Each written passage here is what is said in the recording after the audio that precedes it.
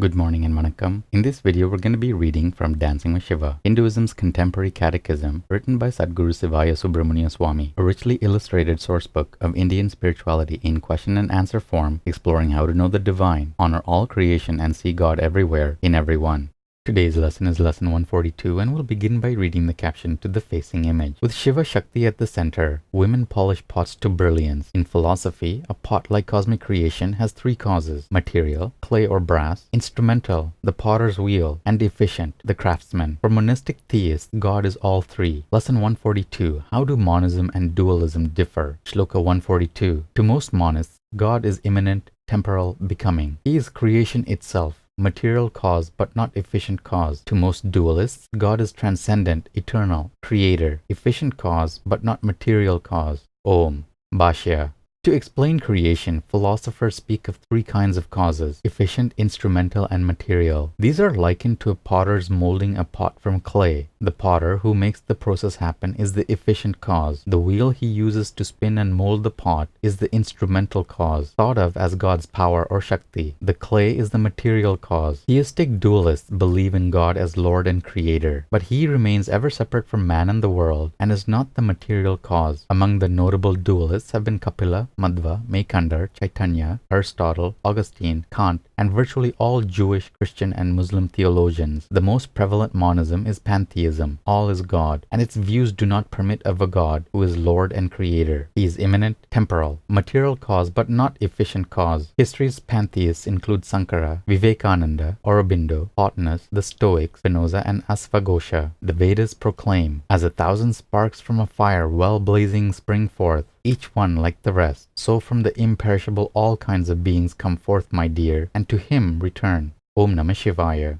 Good morning and vanakkam. In this video, we're going to be reading from Living with Shiva, Hinduism's contemporary culture, written by Sadhguru Sivaya Subramania Swami. 365 daily lessons based on ancient Vedic laws, disclosing how to approach family, money, relationships, technology, food, worship, yoga, and karma to live a truly spiritual life.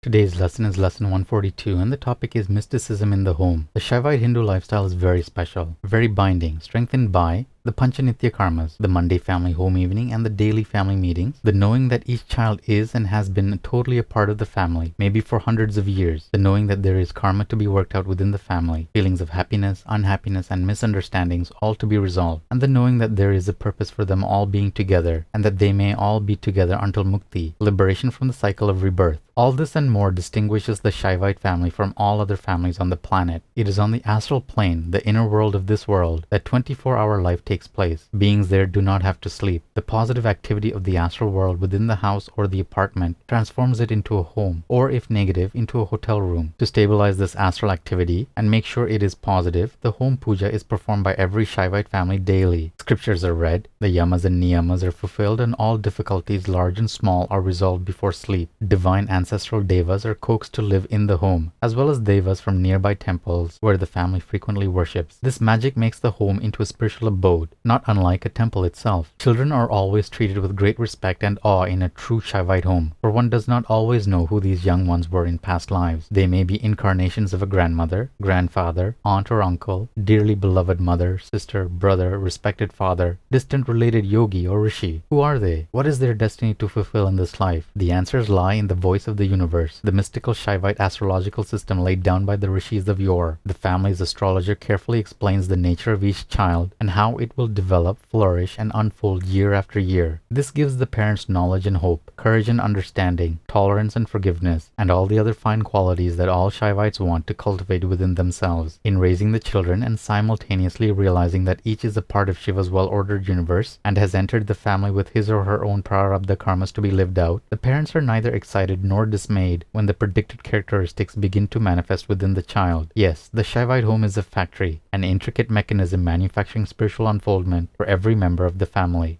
Sutra 142 of the Nandinada Sutras, inspiring belonging and dignity. Shiva's followers encourage and inspire children so they always feel they belong and are significant. If upsets occur, parents use loving, positive strategies such as time out, logical consequences, and denial of privileges. Om. Good morning and vanakkam. In this video, we'll be reading from Merging with Shiva, Hinduism's Contemporary Metaphysics, written by Sadguru Sivaya Subramania Swami. 365 Enlightenment Lessons from a Mystical Master, revealing the depths of Raja Yoga, the clear white light, the states of mind, and the ultimate spiritual destiny of every seeker.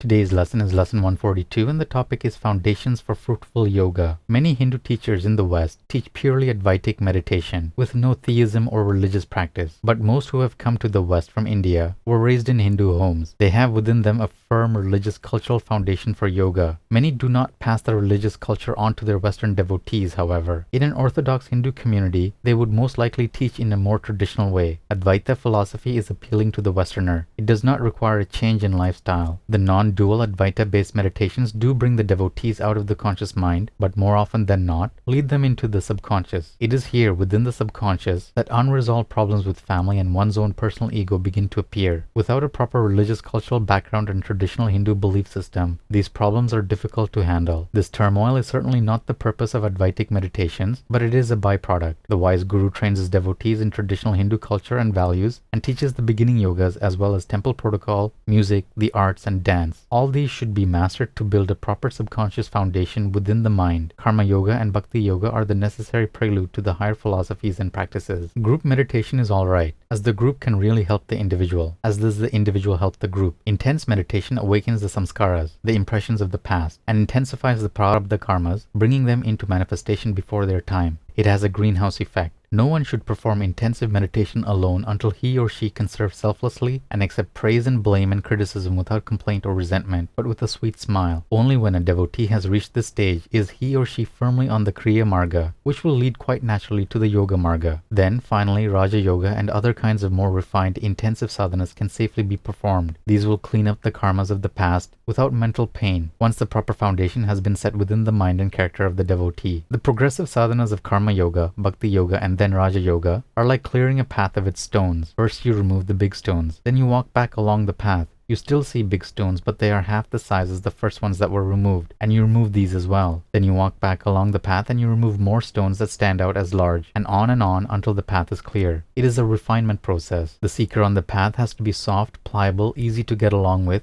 as well as firm-minded. Therefore, bhakti, which is love in action, is a necessary prerequisite to success on the Sanmarga, the straight path to God, toward merger with Shiva. All kinds of yogic techniques can be practiced, but they hold no fruitful rewards for those who are not firm-minded and not strong in the essential virtues. The prideful, antagonistic, and difficult to get along with people must soften their hearts. This is done through bhakti and karma yoga. These practices alone will free the devotee from the anava marga, the path of building up and keeping the personal ego strong. The anava marga is a difficult path to leave for the sanmarga, but the results on the sanmarga are so much more rewarding in the long run. It is often postulated by certain Indian schools of thought that once you reach a certain stage, bhakti should be set aside because it is dual by nature. But a devotee arriving into a high state of consciousness does not give up his love for God and the gods. His devotion does not stop. Rather, it becomes more intense. He does not stop eating, relating to family, friends, and other devotees. These are all dual things too. Yes, it is true that some teachers preach this doctrine, but to avoid the Charya Marga, having perhaps never been on it and say, I am on a greater and much higher one, I don't have to do that, is another philosophy, not ours. In Shaiva Siddhanta, the Margas are progressive stages of character building. They are a foundation for good character, which is built on bhakti. Proper habit patterns created through the daily sadhanas of karma yoga and bhakti yoga lay this foundation within the mind, body, and emotions. In case a devotee fails in pursuit of the higher yogas, he will always have a success on the Charya Marga to rely upon. For someone to say, I now intellectually understand the Vedas and do not need to express love and devotion is sad indeed. One who had really realized the truths of the Vedas would never say this. And that's it for today's lesson. Take care of yourselves, have a beautiful day, and we'll see you in the next video. Om Namah Shivaya.